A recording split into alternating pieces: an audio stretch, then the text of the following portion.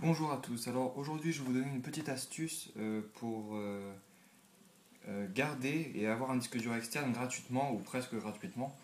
Donc tout simplement il vous faut un ordinateur portable qui ne fonctionne plus. Voilà, un ordinateur portable qui ne fonctionne plus. Comme ça on va prendre le disque dur, le mettre dans un boîtier que vous aurez acheté auparavant. Donc il vous faut un de 2,5, ça coûte un peu moins de 20 euros je crois le boîtier. Alors il y a deux types de boîtiers, parce qu'il y a deux types de disques durs, il y a les SATA et les IDE. Donc moi c'est un SATA, je vais vous expliquer comment choisir votre boîtier. Donc déjà il faut voir votre disque dur. Donc vous enlevez toutes les petites vis, donc moi il y en a là, etc. Bon j'ai déjà tout enlevé, hein, pour que ça aille plus vite dans la vidéo. Donc voilà, on enlève. Ici on voit les différents composants du disque dur, hein. Bon, ça va pas trop vous intéresser, c'est pas le but. Le plus important pour nous, c'est là, le disque dur. Donc il y a deux vis pour moi ici. Il faut bien regarder où elles sont les vis, hein. Donc il y en a une ici, là, et une là. Voilà, une fois que vous avez dévissé tout ça, il vous suffit de prendre le disque dur et de le décaler. Voilà, parce qu'en fait, il est connecté. Voilà. Donc là, vous regardez bien cet embout-là. Si votre disque dur a cet embout-là, c'est un SATA, un disque dur SATA, S-A-T-A. Si jamais il n'a pas cet embout-là, c'est un autre type de disque dur nommé IDE. Donc IDE. Donc ça c'est pour l'achat du boîtier, hein, il faut bien choisir. Donc moi c'est un SATA, donc ça ira bien dans ce boîtier-là.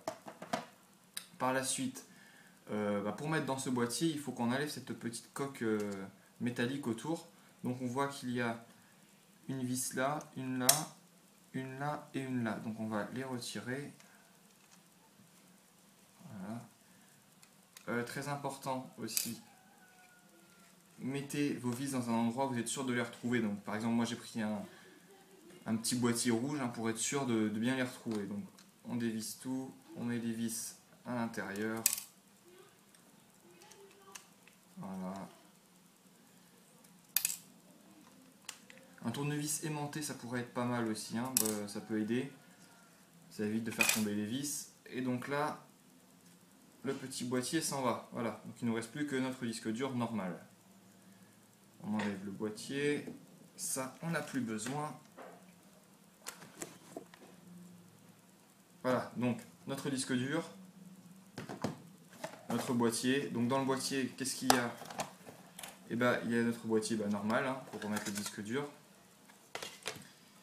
Il y aura un câble pour le connecter, un livret d'informations, un CD.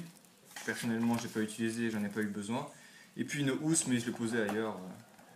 Une housse pour protéger votre disque dur. Voilà. Donc pour insérer le disque dur dans le boîtier, il suffit de le glisser. Voilà, de faire en sorte qu'il se connecte, hein. J'espère que vous voyez là. Il faut qu'il se connecte. Là, comme ça. Une fois que vous êtes là, le disque dur est encore levé. Vous poussez. Hop là. Vous poussez.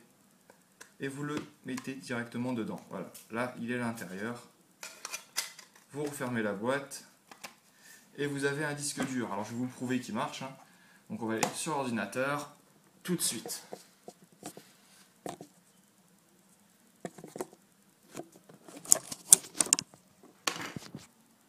Donc voilà, le disque dur, il est là.